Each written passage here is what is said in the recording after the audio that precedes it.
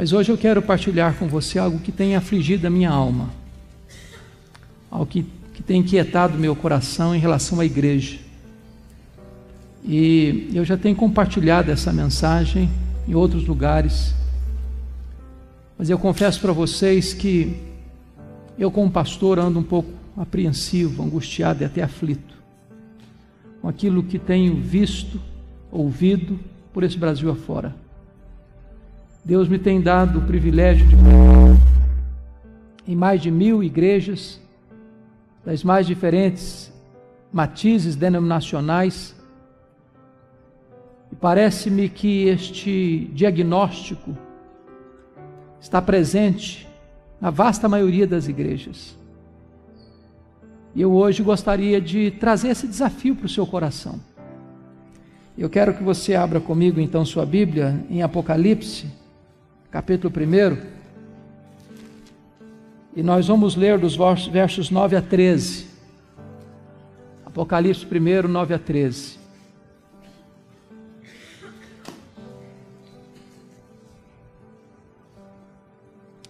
Está escrito: eu, João, irmão vosso e companheiro na tribulação, no reino e na perseverança, em Jesus achei-me na ilha chamada Patmos por causa da palavra de Deus e do testemunho de Jesus.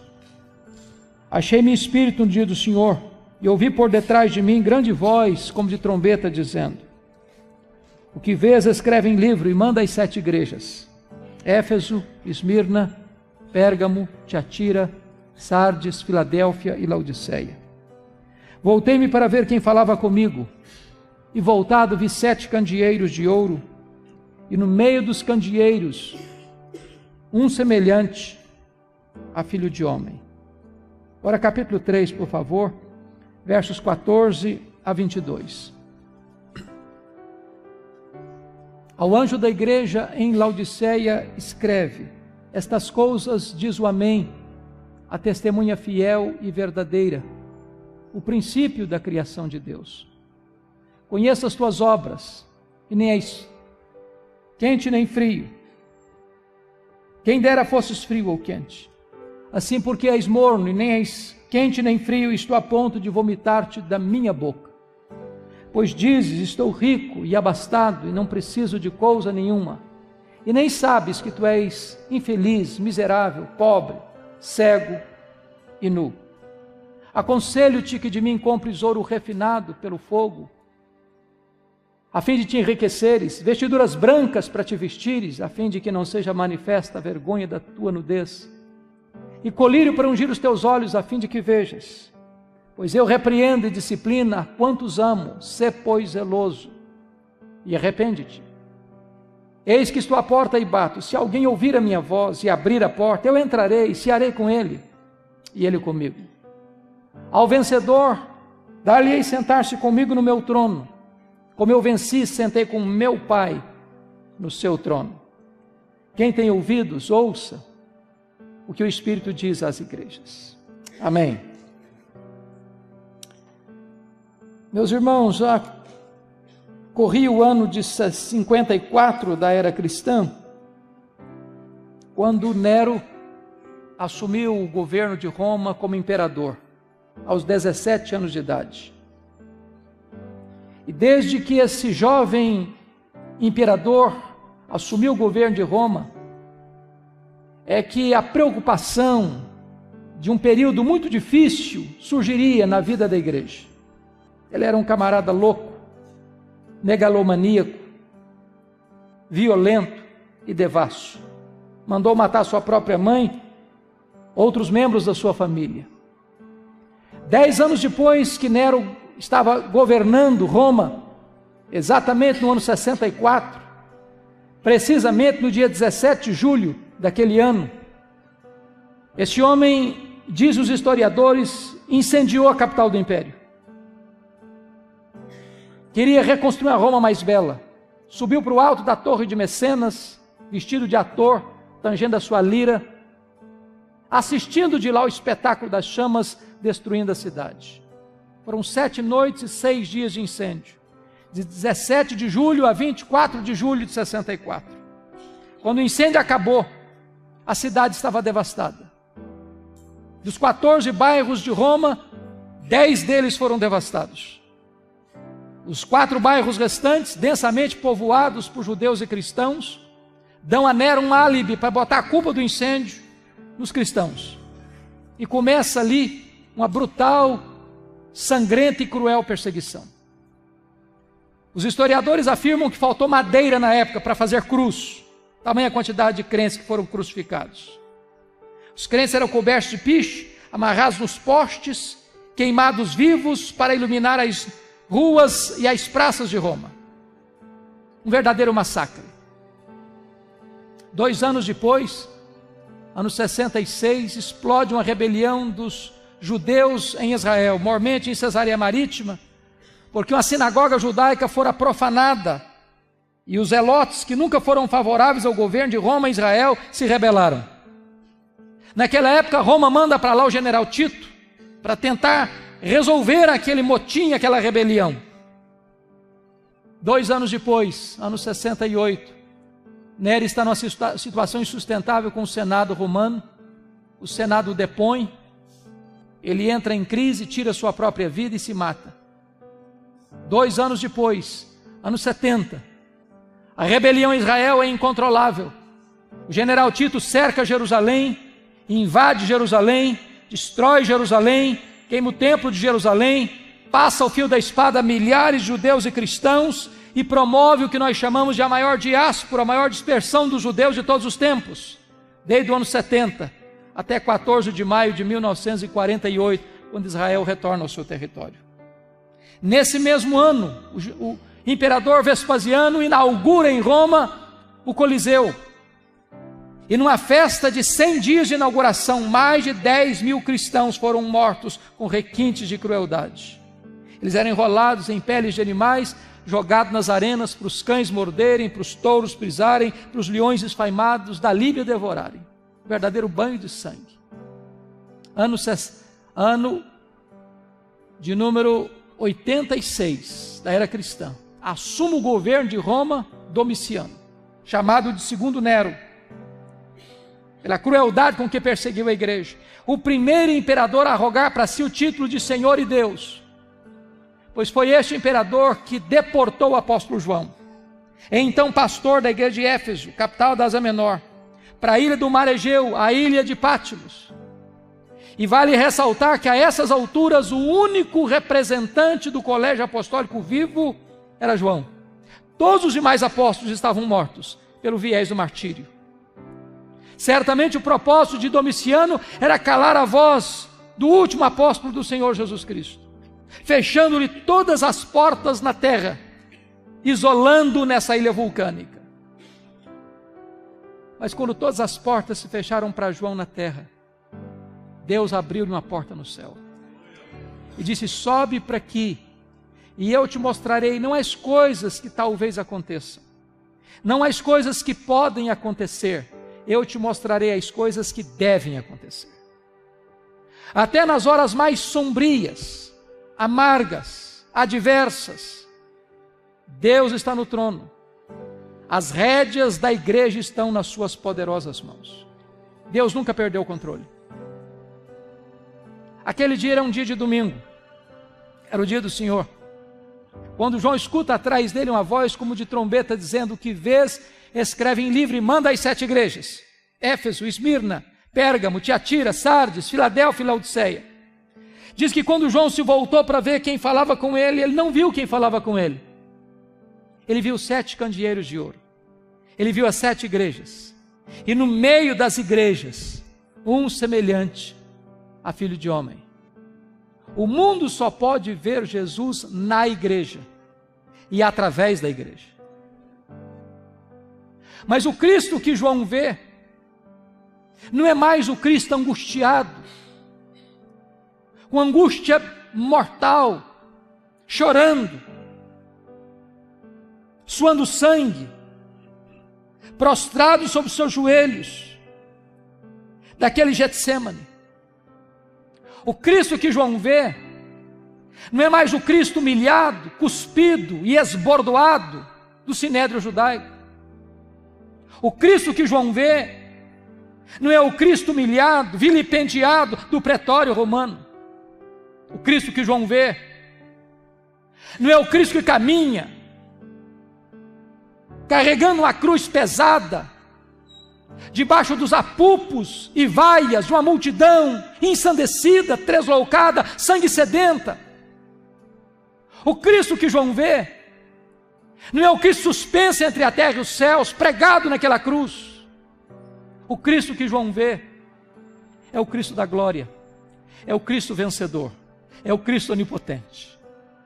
Diz o texto que seus cabelos não estavam mais cheios de sangue e poeira, mas eram brancos como a neve, como a lã.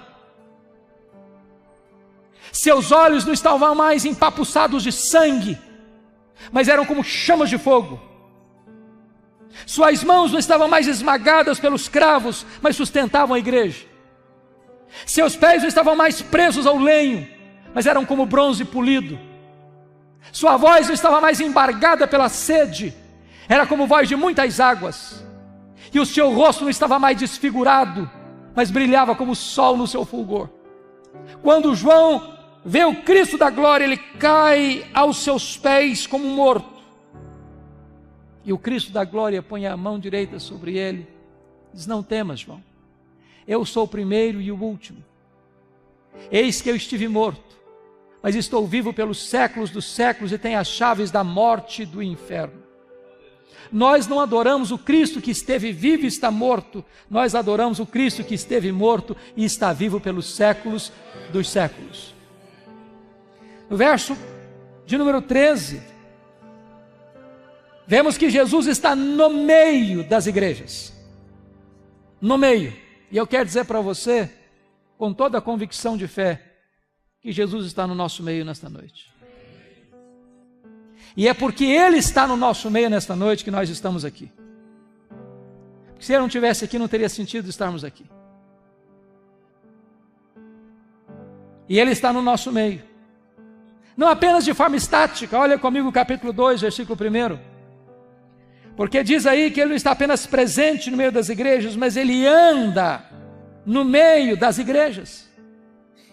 E eu quero dizer para você também que Jesus está andando entre nós nesta noite, para sondar a igreja, para corrigir a igreja, para exortar a igreja, para encorajar a igreja, para fazer promessas à igreja. E há um estribilho que se repete em todas as cartas, em todas elas, sem exceção. O estribilho é este: eu conheço, eu conheço, eu conheço, eu conheço, eu conheço, eu conheço, eu conheço. Para 5 dessas igrejas, Jesus foi usar a mesma expressão. Para a igreja de Éfeso, Tiatira, Sardes, Filadélfia e Laodiceia, diz assim: eu conheço as tuas obras. Aquilo que seu pai não sabe, eu sei. Aquilo que a sua mãe não sabe, eu sei. Aquilo que seu marido não sabe, eu sei. Aquilo que a sua mulher não sabe, eu sei. Aquilo que o seu pastor não sabe, eu sei. Ninguém pode esconder nada daquele cujos olhos são como chama de fogo. Ele conhece a nossa vida. Mas para a igreja de Esmirna, a mais pobre igreja da Ásia, Jesus usa uma outra expressão e diz assim: eu conheço a tua tribulação e a tua pobreza, mas tu és rico. Me conforta isso, porque há momentos que eu estou muito aflito, angustiado, e Jesus está me dizendo: eu conheço o que você está passando, eu conheço a sua dor, eu conheço os seus dramas, eu conheço as suas lágrimas, eu sei aquelas noites indormidas, aquelas madrugadas insones, aquelas horas de pavor e horror da sua alma. Eu sei o que você está passando, a sua dor está presente ante mim. E Jesus me choca com o seu diagnóstico, porque você e eu temos uma ideia de que seja uma igreja rica. O que é uma igreja rica para nós? Uma igreja que tem muitos membros? É uma igreja que tem um templo suntuoso? É uma igreja que tem um orçamento robusto? É uma igreja que tem muita gente influente na sociedade? O que é uma igreja rica? Para a mais pobre igreja da Ásia, Jesus Cristo diz assim: eu conheço a tua pobreza, mas tu és rico. Pobre na terra, rico no céu. Pobre financeiramente, rico espiritualmente. Rico diante dos homens, pobre diante de Deus. Esse era o diagnóstico de outra igreja, a igreja de Laodiceia. Aquela igreja tinha a melhor autoestima da Ásia. Aquela igreja se olhava no espelho e dava nota máxima para si mesma. Aquela igreja batia palma para ela mesma. Aquela igreja formava um grande coral e cantava o hino "Quão grande és tu" diante do espelho. Aquela igreja dizia: eu sou rica, abastada, não preciso de nada. E Jesus Cristo olha e faz um outro diagnóstico: não, tu és infeliz, miserável, pobre, cego e nu. O que é importante não é ser rico diante dos homens, é ser rico diante de Deus. Agora Jesus olha para a igreja de Pérgamo e vai fazer uma outra avaliação, outro diagnóstico, e diz assim: eu conheço o lugar onde tu habitas, onde está o trono de Satanás. Eu não sei exatamente por que Jesus Cristo disse isso sobre Pérgamo. Eu só sei que Pérgamo era a segunda maior cidade da Ásia Menor. Só perdia para a capital, que era Éfeso. Mas duas coisas me levam a crer que Jesus estava dizendo o seguinte: primeiro, quando se concorria na Ásia Menor, qual cidade construiria o primeiro templo de adoração ao imperador romano? Pérgamo ganhou a concorrência de Éfeso. E Pérgamo construiu o primeiro templo de adoração ao imperador como uma divindade. Talvez o que Jesus esteja nos dizendo é o seguinte: qualquer lugar onde um homem é colocado no pedestal, qualquer lugar onde um homem é venerado, qualquer lugar onde um homem é aplaudido como uma divindade, aí está o trono de Satanás, porque o humanismo idolátrico é satânico. Deus não divide a sua glória com ninguém. Na igreja de Deus não tem espaço para projeção humana. Acabamos de ouvir nesta noite uma das mais brilhantes exposições acerca do que significa ser servo. E aquele a quem chamamos de Senhor diz: eu sou servo e eu vos dei o exemplo. Segundo lugar, possivelmente porque Pérgamo hospedava o templo de Esculápio, o deus da cura. E o símbolo deste deus da cura, deste ídolo que era adorado na Ásia Menor como Deus da cura, era uma serpente. E é por isso que até hoje, quando você vai ao seu médico, você vai ver bordado no jaleco branco do seu médico uma serpente. Isso vem de Pérgamo, isso vem de Esculápio, isso vem do Deus da cura. Talvez o que Jesus esteja nos dizendo é que qualquer adoração a um ídolo criado, forjado pela mente humana, aí está o trono de Satanás. Porque embora o ídolo seja nada, gesso, madeira, prata, bronze, ouro, ele tem boca, mas não fala. Ele tem pés, mas não anda. Ele tem mãos, mas não apalpa. Ele tem garganta, mas não sai som da sua voz. Embora o ídolo é nada, Paulo diz que o que está por trás dos ídolos são os demônios. O que está inspirando a idolatria é o próprio Satanás. Mas curiosamente, onde Satanás tem um trono, aí Deus planta uma igreja, para que o nome de Cristo seja adorado e seja servido. Jesus está andando no meio das suas igrejas, e Ele está andando no nosso meio nessa noite. E na medida que Ele anda no meio das igrejas, Ele vai fazendo uma avaliação, fazendo elogios a umas, censuras a outras. Há duas igrejas, Jesus Cristo não faz nenhuma censura, só elogio. Quais igrejas? Esmirna e Filadélfia. Esmirna era mais pobre, Filadélfia era mais fraca. Jesus Cristo diz: eu conheço as tuas obras, tu tens pouca força, mas eu coloquei diante de ti uma porta aberta, e a porta que eu abro ninguém fecha, e a porta que eu fecho ninguém abre. Para 4 igrejas, Jesus Cristo faz elogios e faz censuras. Para Éfeso Ele elogia aquela igreja pelo seu zelo à palavra, à verdade, à sã doutrina. Os falsos mestres queriam invadir a igreja, E o apóstolo Paulo havia alertado a igreja sobre isso. E os falsos mestres queriam entrar, os falsos apóstolos queriam entrar, e aquela igreja se manteve firme, resistindo, seu zelo pela verdade.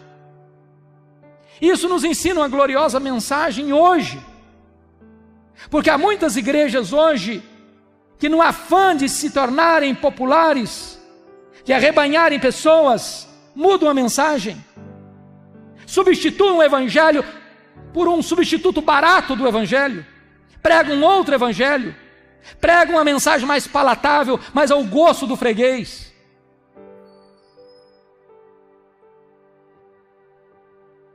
E é preciso dizer com todas as letras que o nosso papel não é sermos populares, é sermos fiéis. Nós não temos o direito de mudar a mensagem para agradar as pessoas. Nós não fomos chamados para sermos artistas, mas para sermos servos. E Jesus elogia aquela igreja pela sua fidelidade. Nenhuma igreja que transija com a verdade de Deus pode agradar o Deus da palavra. Mas Jesus se dirige a esta mesma igreja e diz assim: eu tenho uma coisa, porém, contra ti, é que tu abandonaste o teu primeiro amor. E aqui me vem um grande risco, porque às vezes na defesa da verdade a igreja pode perder a piedade, conserva a sua ortodoxia, mas perde o seu fervor, conserva a sã doutrina, mas perde o seu entusiasmo, é ortodoxa de cabeça, mas é herege de conduta, tem fogo na mente, luz na mente, como dizia Jonathan Edwards, mas não tem fogo no coração. Isso é dramático, dramático. Talvez nas nossas chamadas igrejas históricas, graças a Deus, a gente não vê heresia, muito raramente você vê uma heresia pregada, mas também falta fervor. Como dizia John Wesley aos seus alunos: meus filhos, ponham fogo no seu sermão, ou então põe o seu sermão no fogo.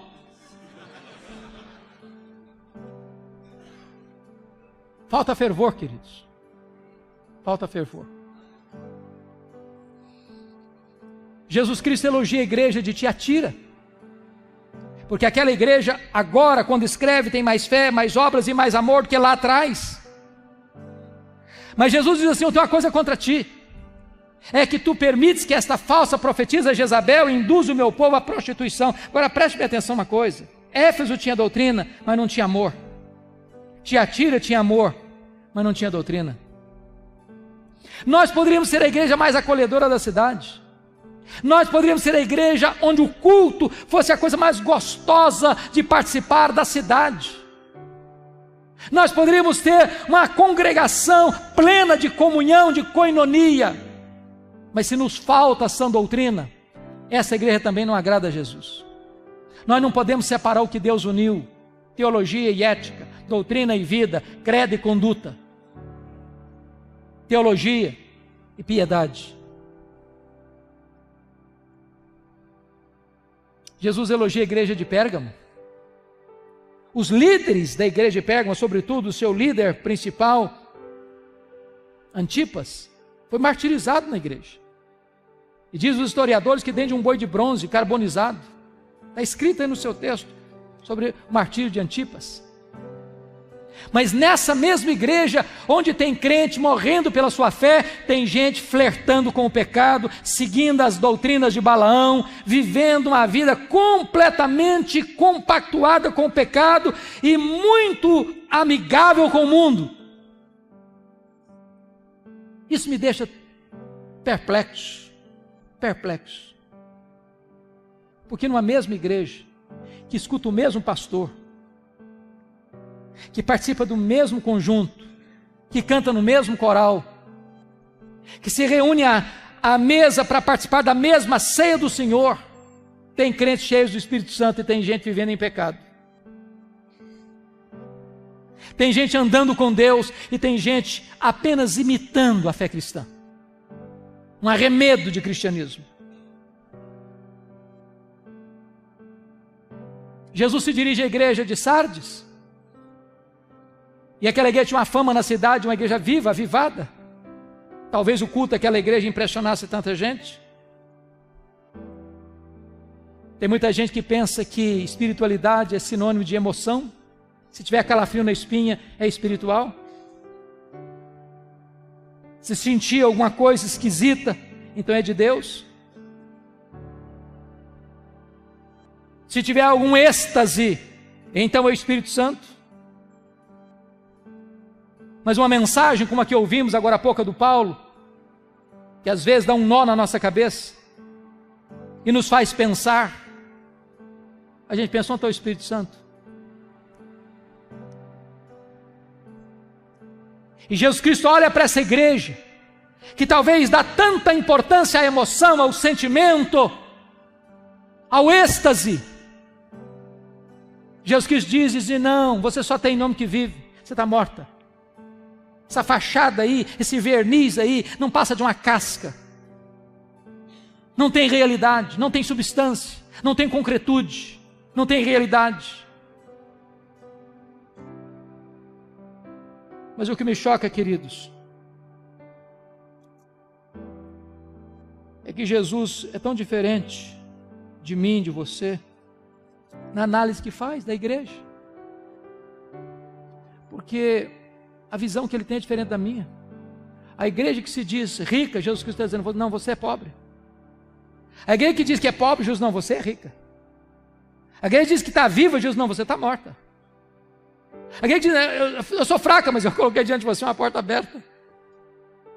Isso me leva a duas conclusões. O importante não é o que você pensa a seu respeito.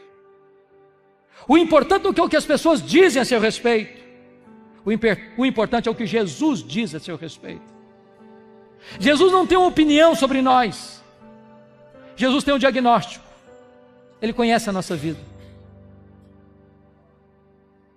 Mas agora preste atenção comigo, e eu queria que você voltasse sua atenção para o capítulo 3. Me deter um pouquinho aqui.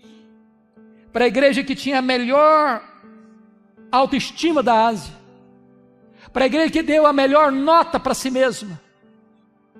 Para a igreja que talvez desfrutasse da melhor reputação na cidade. Jesus Cristo olha e faz um diagnóstico sombrio. E não tem sequer um elogio para fazer, apenas censuras. A igreja de Laodiceia. E eu queria olhar para esse texto sobre três perspectivas. Os versos 15 a 17, Jesus está fazendo um diagnóstico. Dos versos 18 a 20, Jesus está fazendo um apelo. Dos versos 21 e 22, Jesus está fazendo uma promessa. E eu não sei se você já parou para perguntar por que Jesus usou as figuras que usou aqui nesse texto. Frio, quente, morno, ouro puro, vestes brancas, colírio. Será que foi casualmente? Fortuitamente? Absolutamente não. Jesus era fiel e Jesus era relevante. Jesus conhecia o texto, Jesus conhecia o contexto. Jesus conhecia a palavra e Jesus conhecia o povo. Jesus conhecia o evangelho e Jesus conhecia a cultura. Jesus conhecia a geografia, Jesus conhecia o contexto em que aquela igreja estava e pegou todas estas coisas e tornou as ferramentas úteis para a comunicação eficaz do evangelho. Jesus não era daquele tipo de pregador que dava respostas a perguntas que não eram feitas. Jesus era oportuno. Talvez você tenha perguntado, mas por que ele usou essas figuras? Frio, quente, morno. Temos que entender a geografia. Você sabe que Laodiceia ficava e fica na região chamada Vale do Rio Lico. E neste vale há 3 cidades próximas, 9 quilômetros uma da outra: Hierápolis, Colossos e Laodiceia. Hierápolis era mundialmente conhecida pelas suas fontes de águas quentes. Era a nossa Caldas Novas brasileira. Ali uma montanha chamada Castelo de Algodão, de rochas brancas calcárias, onde as águas brotam quentes, cálidas, e vão descendo naquela montanha, formando piscinas e cascatas, e aqueles lugares de piscinas naturais, pessoas vinham e vêm até hoje para tomar seus banhos terapêuticos ali e curar as suas doenças. Do outro lado do rio Lico, ficava Colossos. Curiosamente, conhecida pelas suas fontes de águas frias, geladas, também terapêuticas. Laodiceia, a maior cidade, não tinha fontes nem de águas quentes, nem de águas frias. As águas que chegavam em Laodiceia vinham das montanhas por meio de aquedutos e chegavam lá mornas, tépidas, impróprias para beber, impróprias para uso terapêutico. Jesus pega este gancho da geografia e diz para a igreja: quem dera tu fosses quente com mais águas de Herápolis, quem dera tu fosses fria com mais águas de Colossos, mas porque tu és morna com mais águas que chegam na cidade, eu estou a ponto de vomitar-te da minha boca. Por que Jesus usou a figura do ouro puro? Porque Laodiceia era o maior centro bancário da Ásia Menor, era a cidade dos endinheirados. Jesus está dizendo: vocês se orgulham do ouro que vocês têm, mas espiritualmente vocês estão pobres. Por que Jesus usou a figura das roupas alvas? Porque Laodiceia era o maior centro têxtil da Ásia Menor. Jesus está dizendo o seguinte: vocês se orgulham das suas fábricas de roupas, mas espiritualmente vocês estão nus. Por que Jesus usou a figura do colírio? Porque Laodiceia era o maior centro oftalmológico da Ásia Menor. Jesus está dizendo: vocês se orgulham das suas clínicas de tratamento de olhos, mas espiritualmente vocês estão cegos. O que Jesus está fazendo? Um diagnóstico. Mas sabe o que me impacta nesse texto?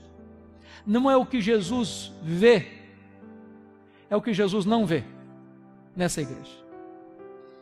Me choca isso. Porque a igreja que mais recebeu censura de Jesus e nenhum elogio, não recebe de Jesus nenhuma censura por problemas teológicos, doutrinários. Não tem falsos apóstolos lá, não tem falsos mestres lá, não tem Jezabel lá, não tem doutrina de Balaão lá, não tem os nicolaítas lá, não tem os falsos apóstolos lá. Aquela igreja não está sendo atacada por heresias nem por falsos mestres. Diríamos hoje que Laodiceia seria uma igreja ortodoxa. E uma igreja ortodoxa está recebendo de Jesus a mais severa censura. Eu estou a ponto de vomitar da minha boca.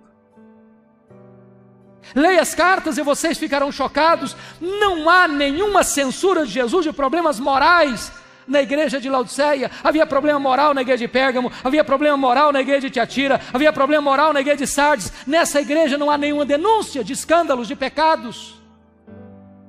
A igreja tinha uma boa reputação diante do espelho e aos olhos da sociedade. Diríamos hoje, a igreja de Laodiceia era uma igreja ética. Leia as cartas e vocês não verão qualquer denúncia de Jesus de pobreza. Havia pobreza em Esmirna, havia pobreza em Filadélfia. Essa igreja é rica.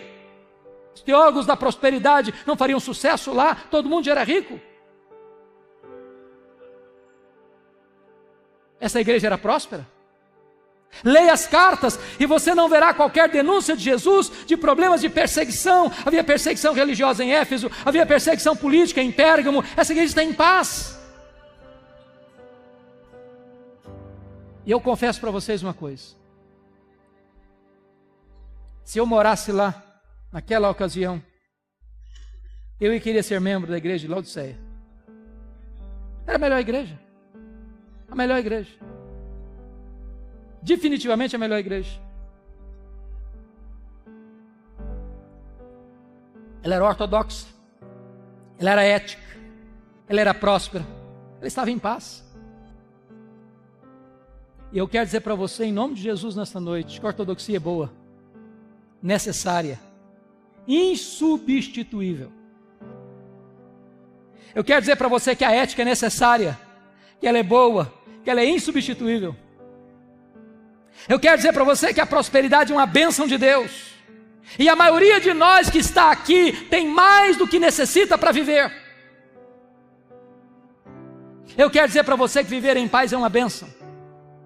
Mas não é suficiente. Não é suficiente.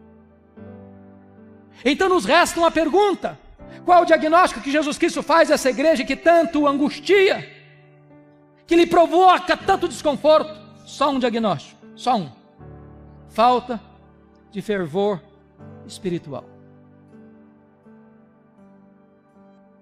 E falta de fervor espiritual pode existir numa igreja ortodoxa, numa igreja ética, numa igreja próspera, numa igreja que está em paz. E eu confesso para vocês que a percepção que eu tenho é de que este é o problema da igreja evangélica brasileira. Falta brilho nos olhos, irmãos. Falta entusiasmo. Falta paixão. Falta fervor. Falta quebrantamento. Falta arrependimento. Falta choro pelo pecado. Falta sede da palavra. Falta compromisso com a oração. Falta engajamento na missão. Falta avivamento espiritual. Você olha às vezes, você vê um marasmo. Marasmo. Há poucos dias uma pessoa me abordou depois do culto no corredor e disse: pastor, eu não posso entender. Um culto onde a palavra foi tão forte, tão poderosa, tanto quebrantamento, quando você vai para o pátio da igreja, o papo é outro, é como é que ficou o resultado do jogo, e etc, não tem mais nada com Deus, aquilo não mexeu com a vida, aquilo não tocou o coração, aquilo não transformou coisa nenhuma.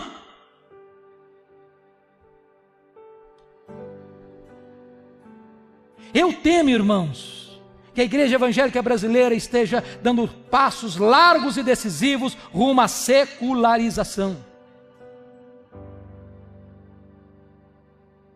As pessoas aderem à igreja, mas não são transformadas. Há muito ajuntamento, mas pouco quebrantamento, muita trovoada, mas pouca chuva, muitas folhas, mas poucos frutos.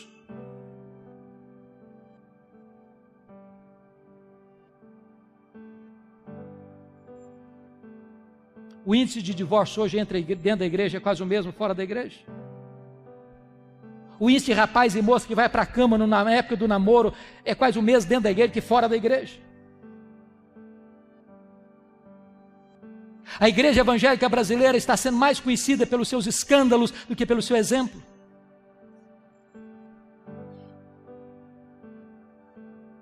Hoje, eu conheço igrejas protestantes, históricas, reconhecidas, onde os presbíteros, os líderes, têm a confraria do charuto e do uísque.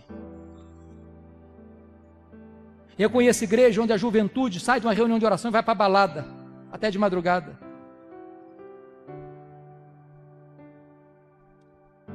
Há poucos dias um pastor me disse chorando: a minha denominação esse ano não batizou um crente por igreja, em média, durante o ano. Estive pregando em São Paulo há poucos dias, e um pastor me disse que no seu presbitério, a média de pessoas recebidas naquele ano foi um membro por igreja no ano. Há 15 dias estava pregando lá em Pinheiros, e uma pessoa se aproximou de mim e disse: pastor, eu pertenço a um presbitério, o reduto do conservadorismo em São Paulo, e o nosso presbitério demorou 23 anos para plantar uma igreja.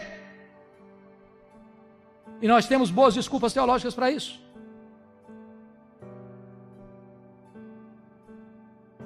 Preguei o ano passado nos Estados Unidos, e um pastor de uma igreja conservadora me disse que no final do ano ele recebeu uma carta do secretário executivo da sua denominação na área, e a pergunta que o secretário fazia aos pastores é: que tipo de charuto você quer fumar, que tipo de cerveja você quer beber na nossa festinha de confraternização dos pastores.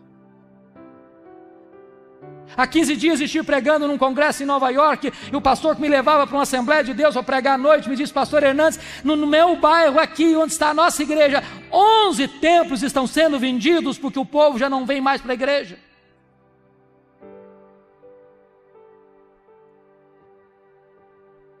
Falta fervor, queridos. Falta fervor. Há um marasmo, há uma sequidão, há um deserto, há uma mesmice, há uma falta de paixão, de entusiasmo com as coisas de Deus.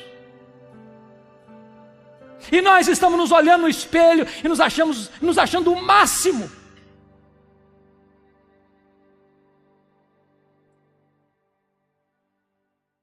Quer ver uma coisa que me entristece hoje profundamente, me envergonha até como pastor? As nossas festas de casamento. Eu não sei como é que está acontecendo na sua região não, mas na minha região, pelo Brasil afora eu ando, eu escuto os pastores aflitos com isso. Você faz um culto na igreja, é uma bênção, uma mensagem maravilhosa, uma música maravilhosa, você sai do culto, você sai do templo, vai para um cerimonial, lá o pau quebra. A música que rola lá não tem nada a ver com Deus mais. Bebida alcoólica se serve todas. As luzes se acendem e viram uma boate moderna, e o povo de Deus cai na pista de dança e volta para casa bêbado, com as pernas bambas. Olha para o retrovisor e veja as igrejas que entraram por esse caminho, onde foram parar. Ou a igreja tem a coragem de botar o pé no freio, ou nós entraremos num processo de secularização irremediável. Jesus está no meio da sua igreja. Ele tem o diagnóstico na sua mão. Eu conheço as suas obras. Depois desse diagnóstico, Jesus Cristo tem um apelo a fazer. E ele é tão maravilhoso, e tão doce, e tão terno, que ele começa o apelo assim no verso 18. Aconselho-te. Eu podia mandar, mas dá conselho.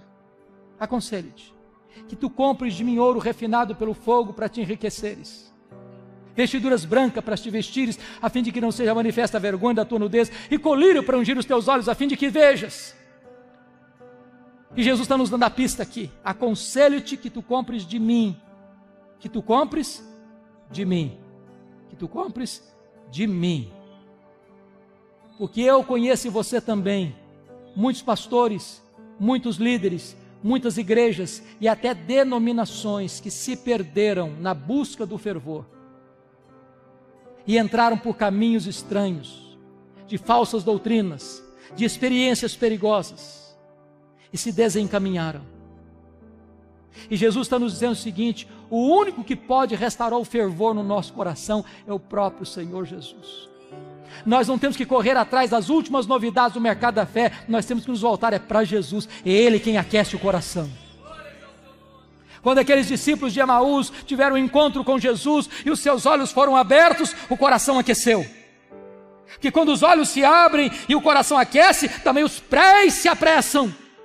E quando os olhos se abrem e o coração aquece e os pés se apressam, os lábios se abrem para dizer que Jesus reina, que Ele está vivo e que Ele é o Senhor, a razão da nossa vida.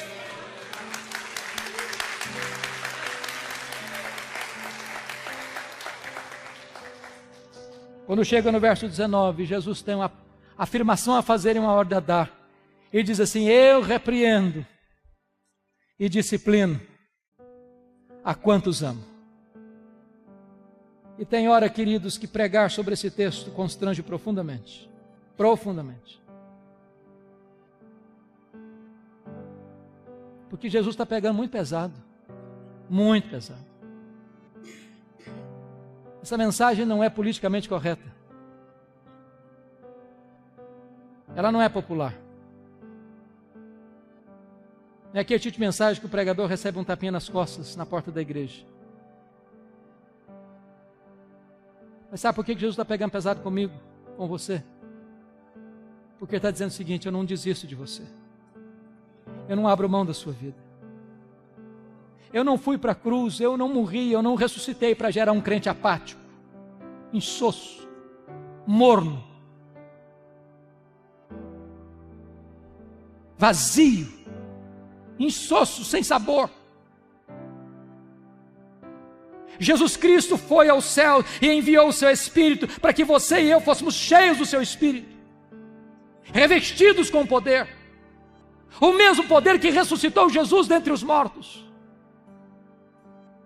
E não é admissível que você e eu vivamos uma vida fracassada, medíocre, pobre, rasa, insossa, vazia, morna espiritualmente. Por isso Ele tem uma ordem a dar: sê pois zeloso e arrepende-te, muda a tua vida, muda a tua conduta. Quando chega o verso 20, docemente Ele se apresenta outra vez, diz: eis que estou à porta e bato. Se alguém ouvir a minha voz e abrir a porta, eu entrarei, cearei com ele e ele comigo. E o que mais me choca nesse texto, sabe o que é? É que a igreja de Laodiceia era narcisista. Ela se bastava a si mesma. Ela era um fim em si mesma.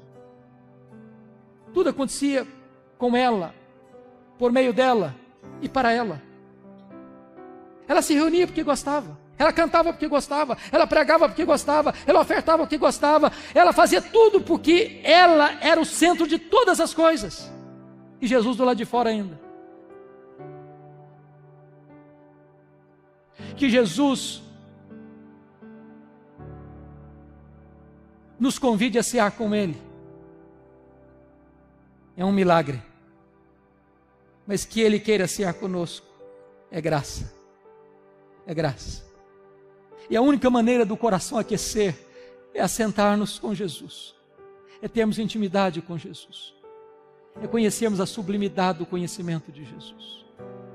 É experimentarmos a beleza, a santidade, a glória do excelso Filho de Deus. Por isso, depois deste apelo, ele vai fazer a promessa.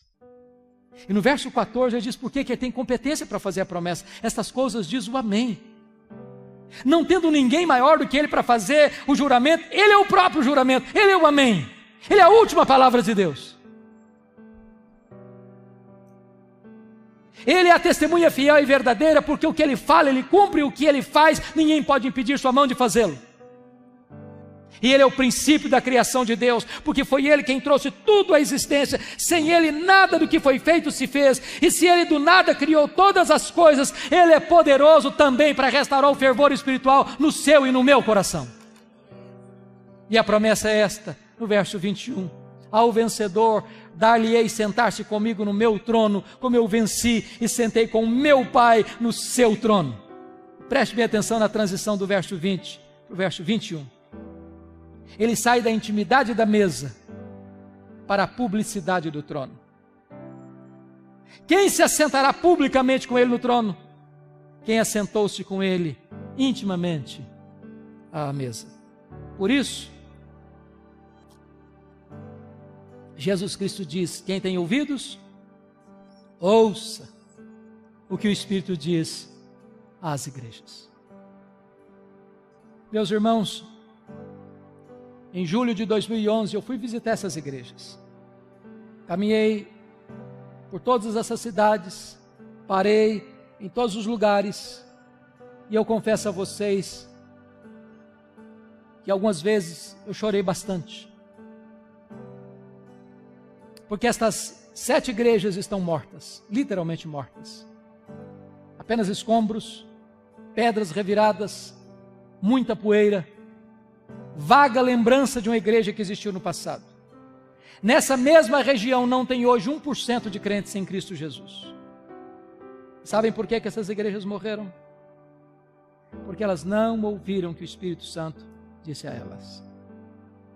Olha para a Europa, o velho continente, berço do protestantismo, onde aconteceu a reforma do século XVI, movimentos puritanos, movimentos morávios, movimentos pietistas, as missões modernas, os grandes avivamentos históricos. Hoje a Europa é um continente pós-cristão. Eu estive o ano passado pregando em Genebra, aquela cidade que já foi considerada uma maquete do reino de Deus na terra. Hoje não tem vestígio de cristianismo em Genebra. O ano passado eu estava pregando em Londres e um pastor me disse, com lágrimas nos olhos, o pastor Hernandes: a Inglaterra hoje não é mais a terra de John Wesley, de George Whitefield. A Inglaterra hoje não é mais a Inglaterra de William Carey, de William Wilberforce. A Inglaterra hoje não é mais o país de Charles Haddon Spurgeon, de Charles Lyell. A Inglaterra hoje não é mais o país de Mark Lloyd Jones e de John Stott. A Inglaterra hoje é o país de Richard Dawkins, o patrono dos ateus. Os nossos templos estão sendo vendidos e transformados em boates, em museus, em mesquitas muçulmanas. Sabe por que as igrejas estão morrendo na Europa? Porque elas não estão ouvindo o que o Espírito Santo diz a elas. Olha para a América do Norte, onde você tem tantas chamadas dead churches, igrejas mortas, templos enormes, vazios, denominações inteiras capituladas, rendidas ao liberalismo, e os seminários que formaram teólogos, pastores, missionários que abençoaram o mundo, hoje estão gerando morte. Denominações inteiras perdendo centenas, milhares de membros todos os anos, todos os anos, todos os anos. Denominações que, não obstante preservem a ortodoxia, estão minguando.